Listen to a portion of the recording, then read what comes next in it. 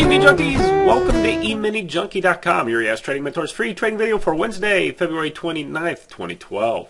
This morning we had a total of 4 executable KISS signals for a maximum potential of -5 ES ticks per contract traded.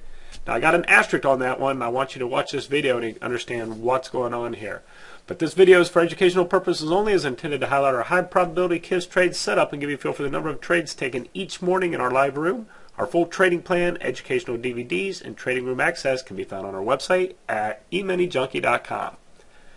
Okay, happy leap day to you here. Today is the 29th, so you won't see another video from me on this day for about 4 years or so.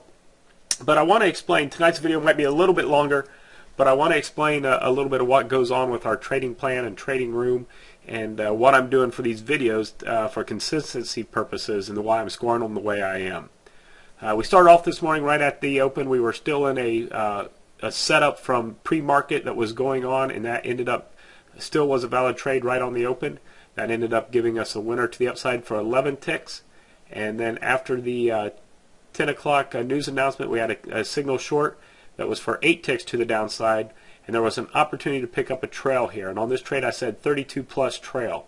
When this market started breaking down, we were watching a very key level here in the room, and we were looking at this 72.50. And on that break we had a target picked out to the downside of 66. So I'm just talking about if you would have gotten in this trade and held to 66, the market went lower than that. I'm not counting that as far as the potential trail there, but that was basically the 2 trades that we had this morning.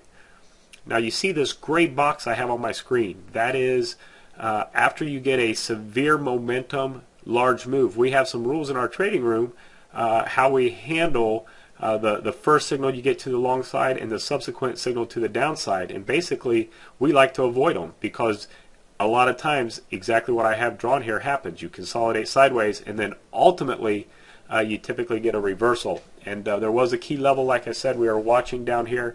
We had another secondary target of 63.50. They pushed down just beyond that, and that was the catalyst for the beginning of this up move that took place for a good portion of the day.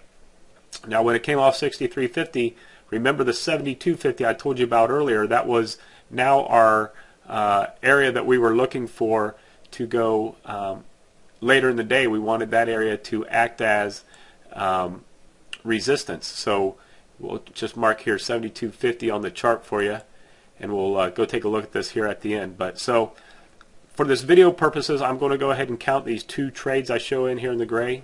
They are stop outs, one for 11 ticks, one for 13 ticks, and so that's how I come up with my official score on this video tonight: 4 KISS trades -5 ES ticks. Okay, that's what I'm going to record in the journal. That's what I'm going to record in the log. But realistically, we had 2 trades, and you could have ended up with more than 43 ticks. And there was an additional signal that fired after we came out. This would have been the subsequent. This would have been the you had your first cross up, the next cross down, and then this third cross up. That is the one that we typically jump on. That one did go on for 7 ticks, and there was an opportunity to carry that up into that 72.50 area. But again, that does not count because that happens in our lunchtime dead zone. These 2 trades, although they're grayed out, I am counting them in the official scorecard. But realistically in the room, we had these 2 setups. The one was a trail, and we did have quite a few room members that came down and took it off right at 66. So congratulations to all of you that participated and were part of that move. And then I want to show you what happened here at the end of the day, because at the end of the day we had another beautiful setup take place.